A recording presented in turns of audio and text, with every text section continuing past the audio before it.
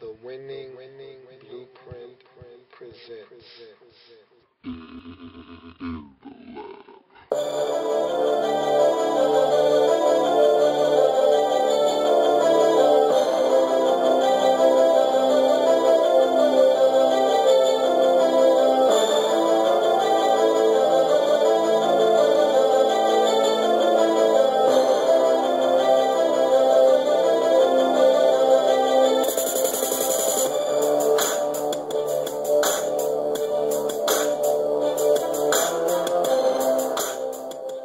In the lab room. Welcome, you are in the lab room. I'm your host, Luke. Thank you for joining me.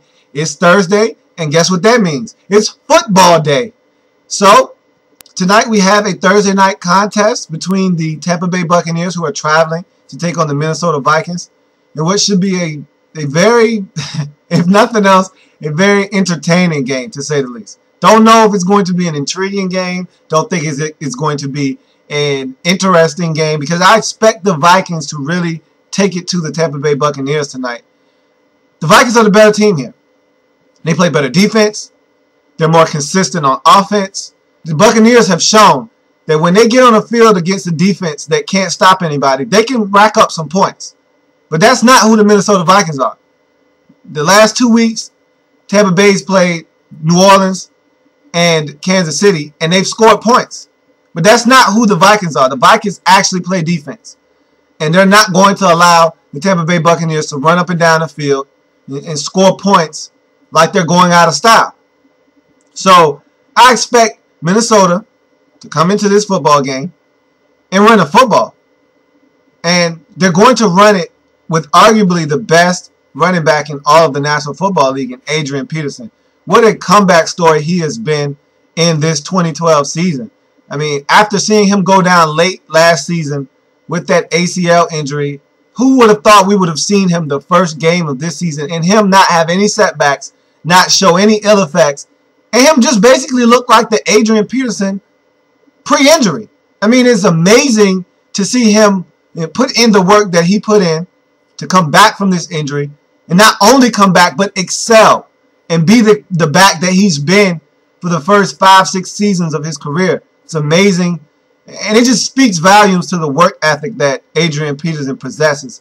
And so it's going to be fun to watch him run the football tonight. I can't wait to see Adrian Peterson on the field tonight. And I'm hoping that I get a treat. I'm hoping that they wear those Viking throwbacks. I think they're one of the best throwbacks in all of the National Football League, and I would love to see it tonight. I mean, what better stage to do it on? I can't imagine the Vikings having too many more primetime appearances on TV. I can't imagine them having another one after the season they had last year. I would assume that the NFL adopting this new Thursday night regimen where every team is going to be showcased on Thursday Night Football. I'm assuming this is their only spot on national television. They shouldn't be on Monday night, nor should they be on Sunday Night Football. So I'm assuming this is going to be it for them. So why not display those beautiful throwback jerseys and give everybody something to look at while we're watching the game? I would love to see it. Tampa Bay did it last week. I love those creamsicle jerseys. A lot of people love to ridicule those jerseys. I love the creamsicle jerseys. And they wore them last week. Give us the throwback jerseys from the 90s and the 80s and the 70s. Give it to us tonight. It'd be nice to see. It'd be a nice treat. But the ball game between the Vikings, who are 5-2 on the season. Surprisingly, no one saw the Vikings at this point in the season being 5-2. They've played solid football again. They don't beat themselves normally. Again, Christian Ponder started out this season hot. The last couple of games, he's cooled down tremendously, especially last game. If not for Adrian Peterson in that run game, in combination with that defense, they probably lose that game last week. And also, don't forget, they played the Cardinals. That always helps when you play a team who can't get out of their own way as well. But had they played a team that plays defense and can score points, I think the Vikings might have lost the game last week. I mean, Christian Ponder was terrible last week. We're talking 8 of 21 or something like that. 58 yards, 1 touchdown, 2 interceptions. You can't play football at the quarterback position that way and think you're going to win on a consistent basis. Luckily enough for him, Adrian Peterson was explosive last week. He was getting chunks, and he helped propel the Vikings to victory on the offensive end, and that defense was getting after the quarterback. Of course, Arizona has a porous offensive line, and they went after them, and they got to John Skelton, forcing a fumble, a critical fumble. They were in the red zone. Brian Robinson got a fumble, and Vikings recovered. Also, they got a pick, and Harrison Smith, the rookie free safety out of Notre Dame, was able to take that pick, his first of his career, and take it into the end zone. And that proved to be the difference in the game as they won by a touchdown.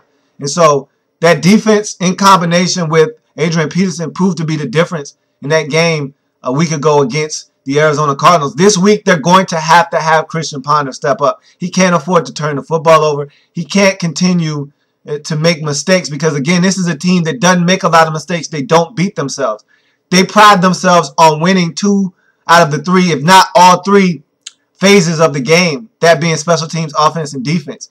And they usually win 2 or 3 because going into the game, you already know their special teams is better than yours because they have Percy Harvin. And Percy Harvin alone makes their special teams better than yours. Unless you have an equal that can cancel out Percy Harvin like the Bears do with Devin Hester, like the Arizona Cardinals do with Patrick Peterson. Unless you have someone of that caliber that can cancel out Percy Harvin, you are going to lose the special teams battle.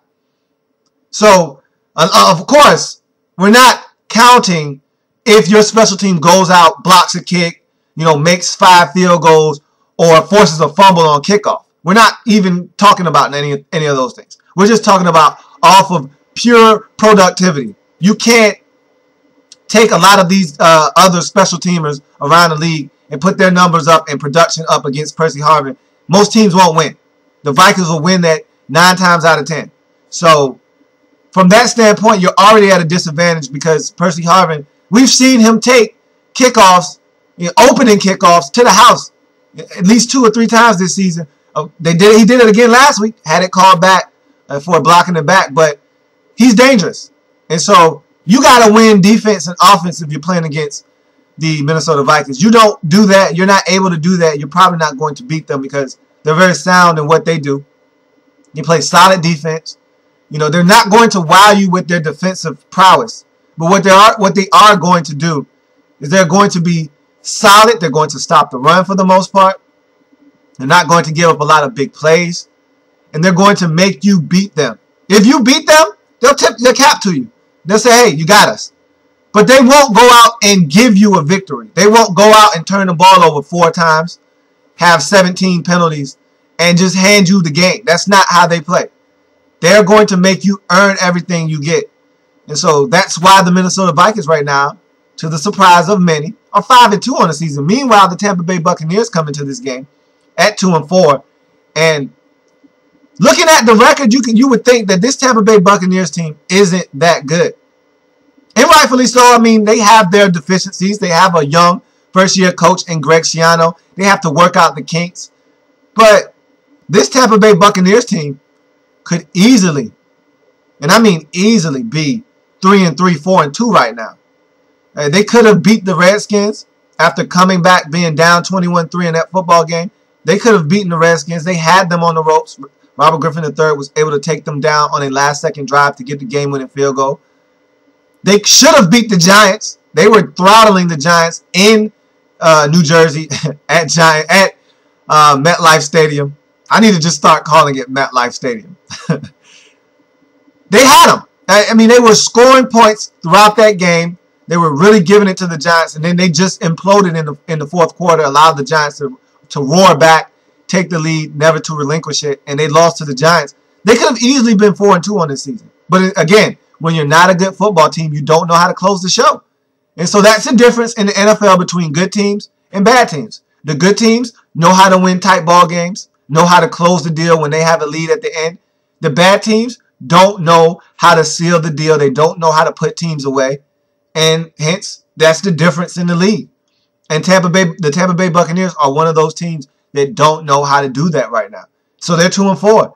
And Josh Freeman has been playing good of late. It's good to see him start to get back into the Josh Freeman that we fell in love with, during his rookie and sophomore seasons where he was the comeback king. He was bringing the Tampa Bay Buccaneers from behind, leading them on last-second drives to win football games, taking the Tampa Bay Buccaneers to a 10-6 record.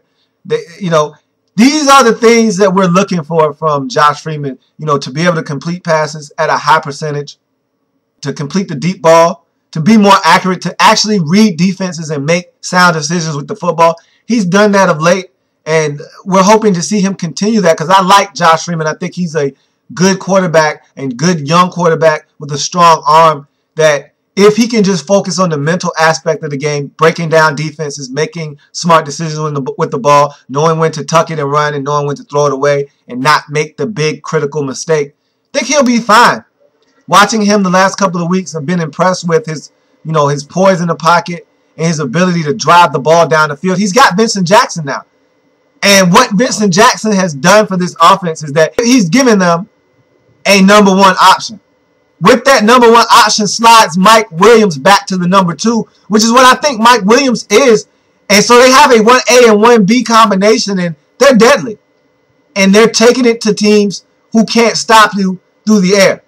And this is going to be a test for them because the Vikings, again, they get after your quarterback, and they limit the amount of big plays that you make. And the Buccaneers have been living off of big plays this season. So we're going to see what they're able to do tonight against the Minnesota Vikings. I think it's going to be an entertaining game. I don't know if the intrigue will be there because, honestly, I don't see the Vikings allowing Tampa Bay to come into the Metrodome and get one. I just don't see it happening. I think the Vikings right now are playing solid football. And again, the Vikings are a team that will not wow you. They're not going to blow your doors off, knock your socks off with their play. They're not a flashy team. They've got some flashy, extravagant players in Percy Harvin and Adrian Peterson. I mean, these guys have world-class talent. But, again, the way they play, the style of play is not something that's going to move the needle one way or the other in terms of excitement. But, again, when Percy Harvin or Adrian Peterson have the football in their hands, everybody stops and looks because they have the ability at the blink of an eye, to take it the distance and change a game. And so from that aspect, yeah, they're exciting. But again, this is a team that has no problem winning a game 20-14, 23-16, 19-12. They don't have a style where they're scoring 34 points a game and, it's up and down and, they're getting after you defensively. They're just trying to do whatever it takes to win the game. And sometimes that's all you need to do. And I expect the Vikings to come out, run the ball with Adrian. I actually expect Adrian Peterson to go over 150 yards tonight. I don't like this Tampa Bay Buccaneers defense stopping the run. I think that Adrian Peterson, he's looked really sharp the last couple of weeks. I expect him to really have. And he's had some runs that one guy to beat. And he hasn't been able to make that one guy miss. It's coming. That night could be tonight against the Tampa Bay Buccaneers defense. We will see. But I think it's coming, and I think it could be tonight. It's going to be a very entertaining game. Whatever happens, Vincent Jackson has been going off of late. He had a spectacular game last week against the Saints. 7 catches, 216 yards. A 95-yard catch is in that total. And so Vincent Jackson is starting to acclimate himself well to this Tampa Bay Buccaneers offense. Josh Freeman is starting to look for him as well as Mike Williams. They're starting to make plays. I think this game is going to be entertaining if nothing else. But I think the Vikings are just going to be too much for the Tampa Bay Buccaneers in this game. And I wouldn't be surprised if at some point Percy Harvin gets in on the action, whether it's on offense or special teams, and he makes his presence felt. Just think this Vikings team right now is playing too good of football, and they're home, to let the Tampa Bay Buccaneers come in and steal one from them. I have the Minnesota Vikings taking care of business at home to take their record to 6-2, 27-17 against the Tampa Bay Buccaneers, who will drop to 2-5 on the season after this game. And look, I told you I don't think the Vikings are going to make the playoffs, but they're going to hang around, and they're going to be someone that has a lot to say about how it goes down in the NFC come December, early January, figuring out who's going to the playoffs. They're going to have a lot to say so. But I don't think they're going to make it. I still think the two teams coming out of that division are going to be the Packers and the Bears. And see, the thing about the Vikings right now, is that they haven't played murderer's row. You know, not to say that their schedule has been cupcake soft, but it's really been a schedule that's been one that they can handle. They've played the Titans. They've played the Lions. They've played the Jags. I mean, these are teams that are struggling right now, and they were able to take advantage of these teams. So, and to their credit, they beat the 49ers. When they were undefeated, 49ers came in riding high, and they knocked them down a peg. So, this Vikings team, again, when they're playing good football, they're not turning it over. They're playing sound. They're running the football. Christian Ponder is going play action fake and not making mistakes. This is a tough football team to beat. But, again, long season. They have a chance to improve their record tonight against Tampa Bay, and I expect them to do so 27-17. That's a touchdown. We'll tack on this quick extra point. Had a great week last week. We've spoke about it several times this week. Was able to complete the 12-1 week after the Bears were able to polish off the Lions. That put a cap on a 12-1 week for me, which is one of my personal bests. Again, I was 13-1 before, so this is one shy of my personal best. But again, I was very pleased with the outcome, but again, I strive for perfection. I'm disappointed because the Bills had a chance to not only allow me to go perfect this week, they also kept me from going and winning the football pool, or at least having a shot to do so. So that was very disappointing in itself as well, but I'm not the type to cry over spilled milk. It is what it is. I went 12-1. I won't allow that Bills loss to diminish the fact that I got it done this week, or last week, I should say. And so I look to move forward, build off of that, and continue to do big things. And that's what I'm looking to do. And so I'm going to bring you the Lab's overall record, of course, everything that I've done to this point, the happenings of last week and all the prior weeks before it. And so you keep tabs on what I've been doing. And that record is starting to look pretty good. You know, I'm way over 500 now after having that, you know, that low. I had a low right in the middle, maybe around week 4 and 5 or 3 and 4, somewhere in there. It was a low where I just couldn't get it going. I'm talking about right at 500, and then the next week I followed that up with a sub 500 performance. That is not who I am. That is not indicative of how I pick games. And so good to see that I'm back on the right track. The Lab is in the house, and I am going to, from this point forward, try to continue, you know, that momentum. And I got some surprising picks for you this week. This is a week where you have to be special. Last week I thought was an easy week. It wasn't easy from the standpoint of picking a sole survivor because, you know, there was no layup. Like this week, there's a layup. There's one definite layup. One that you can say, there's no way that they're losing this game. That wasn't the case last week. So from a sole survivor standpoint, it was tough. But from just picking winners and just saying, hey, I think they should win, they should win, they should win. Last week was easy. You know, it wasn't hard to get 10, 11, 12 wins last week. This week is one of those weeks where you really show what you're made of. And if I want to prove to you, to myself, to everyone else that I can flat out get it done, these are the type of weeks that separate you from everyone else. When everyone else is going 9-4, 9-5, 8-6, that's when you're supposed to go 11-2. You know, 12-1, to show them I got a handle on things, and you're still trying to play catch up. You're still trying to figure out what's going on in the National Football League. So that's what I hope to show. Of course, after this episode, you'll see where I stand in terms of the Lab and what we've been doing on the Pick'em Weekly for the whole season. So, of course, after you hear my voice for the last time, you will see everything that I've done to this point. And You'll be able to keep tabs on what has been going on, what's been transpiring on the Pick'em Weekly. So check that out at the end of this episode. And again, drop something in the inbox. I'm in the lab room at gmail.com. That's the inbox. I'm on Facebook. In the lab room is the Facebook page. You know, every episode I've ever done on Facebook. I'm on Twitter. In the lab room is the Twitter handle. So check that out. And again, want to see you back here tomorrow. We'll go over the game tonight.